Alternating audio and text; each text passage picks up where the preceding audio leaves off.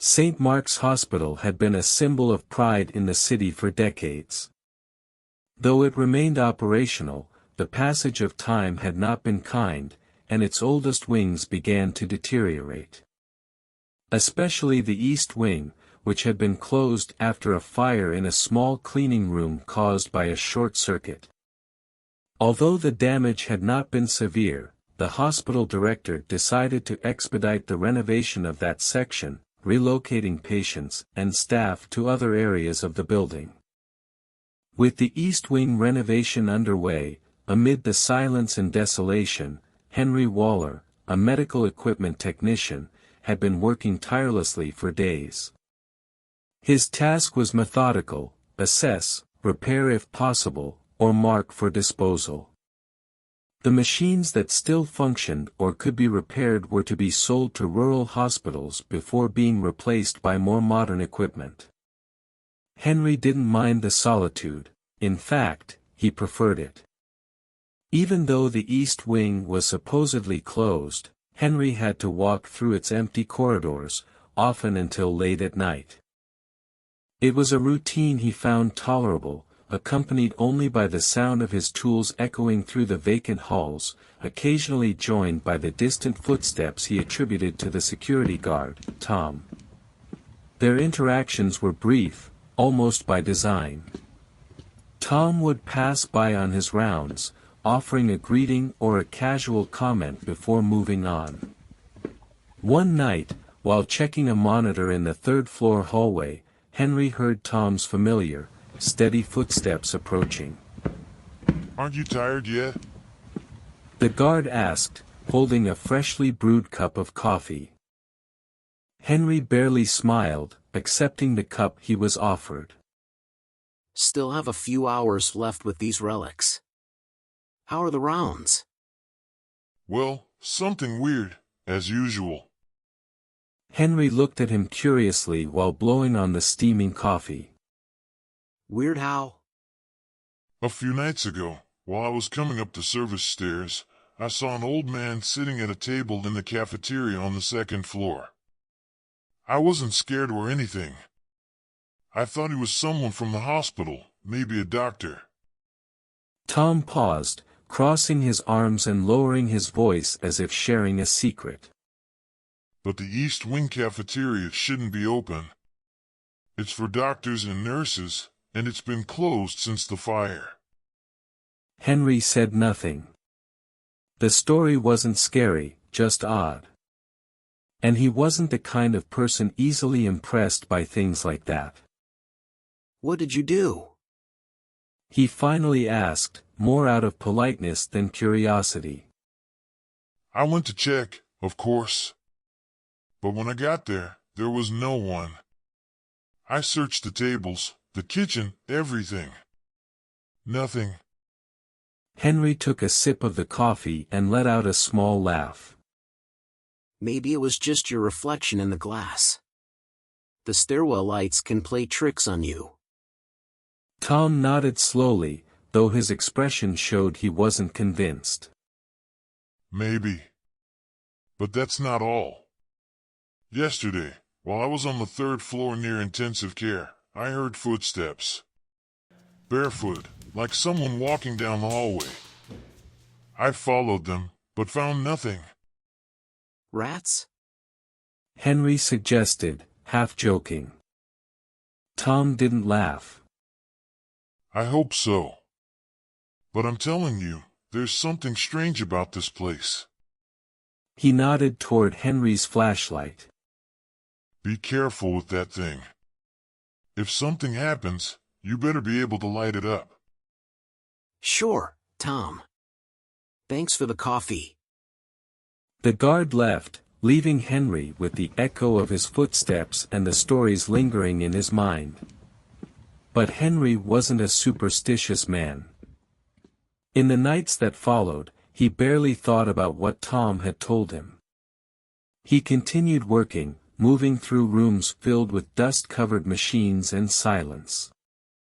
If there was anything unusual, Henry attributed it to his exhaustion or the faulty lights of his flashlight. Like that shadow he had seen in room 402.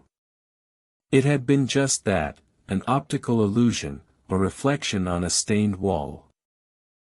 Or at least, that's what he told himself. It was the morning of his 5th day working in the East Wing. While checking cardiac monitors on the 3rd floor, Henry was approached by the hospital director. The man had a special request. Henry, I need to ask you a favor. He said, his tone already suggesting that the extra work would come with compensation. Henry nodded without looking up too much from the monitor he was inspecting. Go ahead. I want you to move the smaller machines that still work down to the 1st floor, near the entrance to the underground parking of the East Wing. We need to send some of them to rural hospitals as soon as possible, and I don't want any delays. The director offered him a little extra pay, and although Henry knew it would mean more work than planned, he accepted. It's not that complicated, he thought. Besides, the larger machines could wait, those would require a full team to move. Hours later, as evening fell, Henry had already checked and labeled a group of cardiac monitors and smaller equipment. Taking advantage of the fact that they all had wheels, he began moving them in small groups toward the elevator at the end of the hallway. The lights flickered slightly every time he passed room 402, but by now, he was used to it. It's just the damn old wiring, he muttered to himself as he dragged another machine.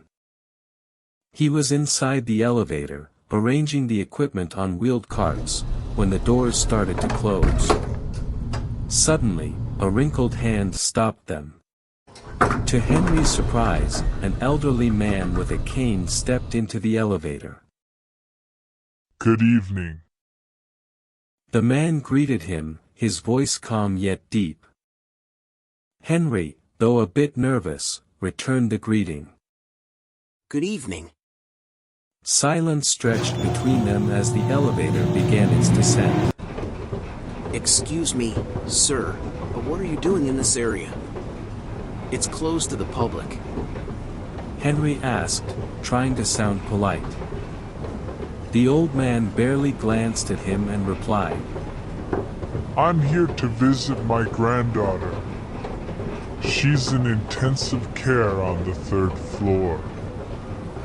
Henry frowned in confusion. That's not possible. This wing is closed. There are no patients here. The man pulled out a pass signed by the hospital director and showed it to him. I have permission. Henry hesitated, scrutinizing the pass. Sure enough, it bore the director's signature. Sir, we're already on the 3rd floor. I know, young man, but my granddaughter has been here for a long time. She's a strong girl, but she's hungry, and I'm going to the cafeteria to bring her something to eat. There was something odd about the way he said it, but Henry didn't dwell on it. The elevator came to a stop with a soft screech, and the doors opened on the 1st floor. Go ahead, young man. You seem to have a lot of work. The old man said with a faint smile. Still feeling puzzled, Henry began moving the machines to the designated area. When he returned to fetch the next load, the man was no longer in the elevator. He looked down the hallways, expecting to see him somewhere, but there was no sign of him. The air felt strangely cold. Suddenly, a thought struck him like lightning. The intensive care unit in the East Wing had been closed since the fire. After bringing down the last batch of medical machines to the 1st floor, Henry decided to return to the 3rd floor to continue his work. The elevator groaned slightly as he pressed the button to go up. The doors closed slowly. As the elevator ascended, the monotonous hum of the motor suddenly stopped, followed by a slight jolt that made Henry grip one of the walls. Is the generator failing? He murmured, remembering that the East Wing's electrical system depended on a temporary generator. The elevator had stopped between the first and second floors. With a metallic creak, the doors partially opened, leaving a narrow gap that revealed the second-floor hallway. From where Henry stood, the floor of the corridor was at chest level. The generator. He thought out loud, recalling that the temporary power source was likely out of fuel, something the hospital staff should have checked. Sighing in frustration, Henry made a quick decision. If he waited for help, he'd lose the entire night. Placing both hands on the frame of the partially open doors, he began to climb out, first pulling his upper body through while his legs remained inside the elevator. Suddenly, the elevator shuddered. Slowly, it began descending, emitting a deep, metallic groan that echoed through the shaft. No, no, no! Henry shouted, feeling panic take hold. With a desperate effort, he pushed his body forward, using his arms to propel himself out of the opening. His legs barely escaped the elevator's edge as it dropped several meters with a screech that sounded like the roar of a hungry beast. He collapsed onto the floor of the hallway, gasping for breath, his heart pounding in his throat. Clutching his chest, he tried to calm himself. He had been mere inches from disaster. Henry, are you okay?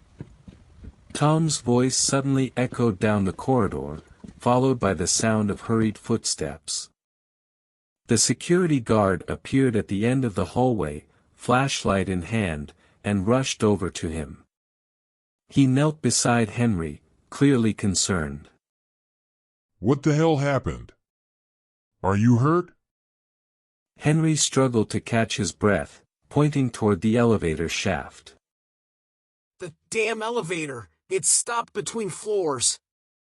I got out, but it started going down, nearly crushed me. Tom frowned, shining his flashlight into the dark elevator shaft. That generator was already acting up. Damn it! I should have checked it before you started moving stuff with it. Are you sure you're okay? Henry nodded slowly, though his hands were still trembling. Yeah, just shaken. I need a minute. Stay put. I'll report this and make sure no one else uses it until it's fixed. Tom pulled out his radio and began speaking in a low but firm voice, stepping away a few feet. Henry watched him, still sitting on the floor. The shock lingered, but he couldn't stop thinking about what had happened earlier, the old man. He didn't mention it to Tom. It was too strange, and besides, what could he say? I saw a man who said he was here to visit his granddaughter, but this wing is closed. It sounded crazy even in his own mind. When Tom finished speaking on the radio, he returned and offered Henry a hand to help him up. Listen, Henry. This place already gives me the creeps, but now, this isn't just superstition anymore. He looked Henry in the eye, almost as if expecting a confession. Are you sure you didn't see anything weird in there? Henry quickly shook his head. No, just the elevator. I was tired, and it was stupid of me to try getting out. Tom studied him for a moment longer, then sighed. All right. But don't stay here alone for too long, okay? This place isn't safe, and I don't just mean the elevators. Henry nodded but didn't reply. The image of the old man lingered in his mind, along with the words he had spoken about his granddaughter. He decided to push the thought aside for now. There was still work to be done. Henry took a deep breath, still feeling a slight tremor in his hands after the elevator incident. But he didn't want to leave the job unfinished. The East Wing was already taking more time than he had anticipated.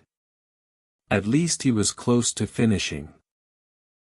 Thanks, Tom, he said as he stood up and dusted off his pants. I'm almost done. I want to finish this today and never set foot in this place again. Tom looked at him with a mix of concern and resignation. Do what you need to do, but keep your flashlight on and your eyes open. This place has a way of creeping up on you. Henry offered a slight smile, though he had no intention of staying longer than necessary. I will. Take care, Tom. The guard nodded before continuing his rounds, while Henry made the decision to take the stairs to the third floor. Using the elevator was no longer an option. The stairwell was located at the far end of the wing, an area where the emergency lights barely illuminated the first few steps. Henry turned on his flashlight and began climbing, each step echoing in the empty space.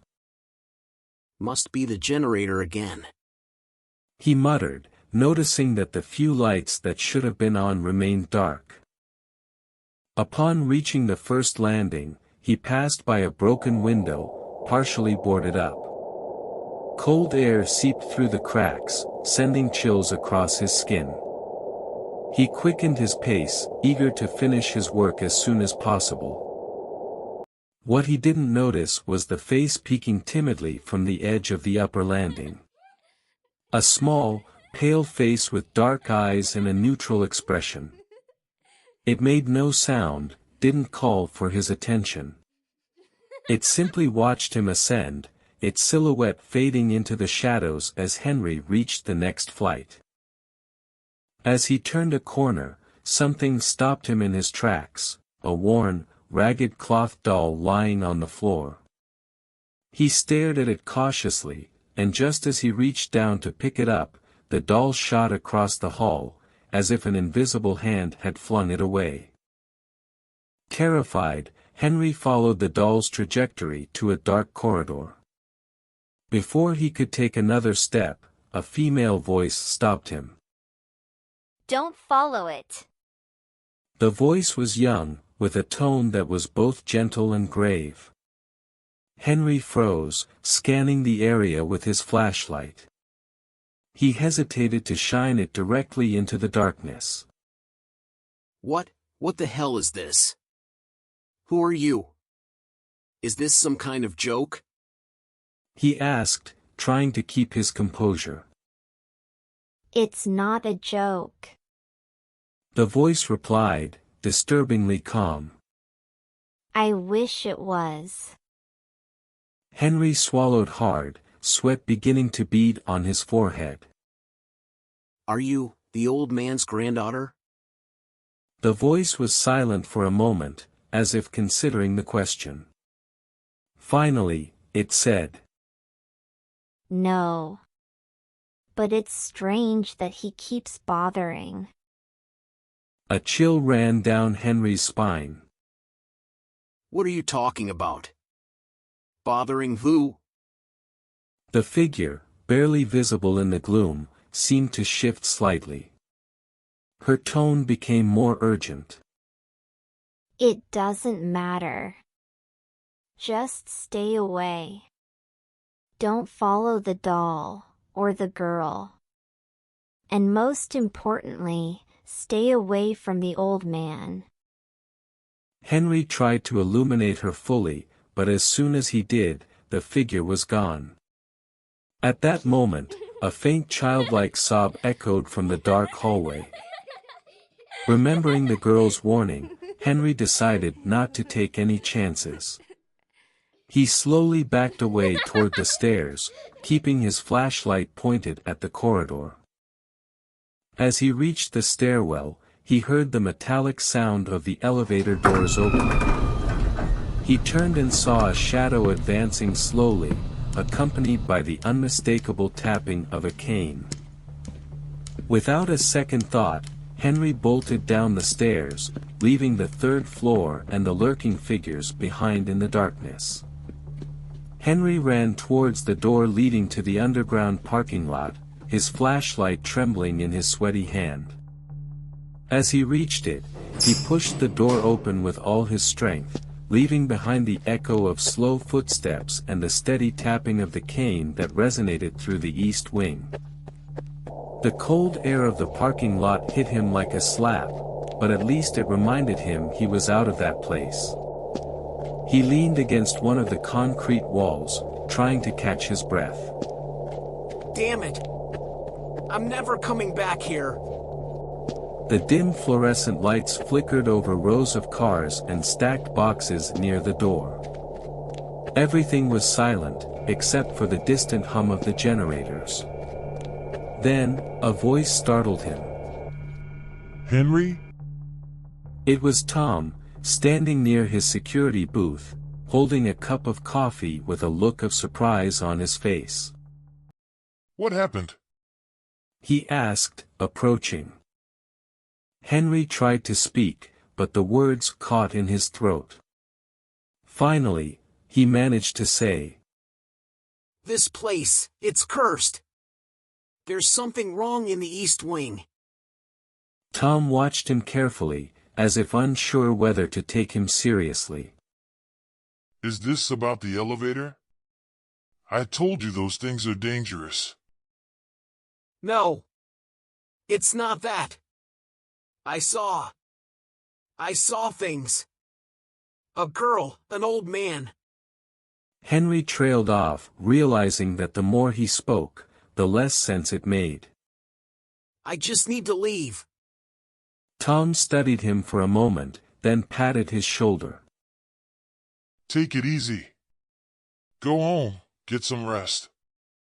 This place messes with your head sometimes, especially when you're alone for too long. Henry nodded, though Tom's words did little to reassure him. Without another word, he walked toward his car parked in a dark corner. As he unlocked the door, he cast one last glance at the hospital. The windows of the East Wing looked like black eyes staring back at him, empty, yet expectant. Henry started the engine, his hands still trembling. The hospital lights faded in the rearview mirror as he drove through the silent streets, but the feeling that something was terribly wrong remained. The air inside the car felt strange, heavy, as if he wasn't alone. When he stopped at a red light, he glanced quickly at the rearview mirror. For a moment, his eyes locked onto a small figure in the back seat. A rag doll. No. It can't be. He gasped, turning abruptly to look.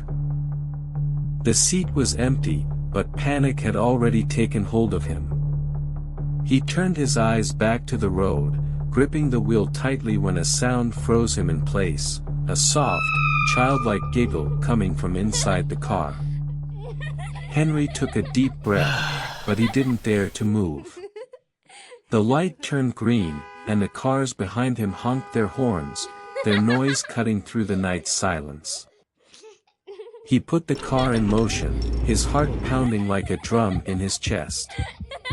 The girl's laughter still echoed in his mind as the hospital in the rearview mirror grew smaller, and farther away.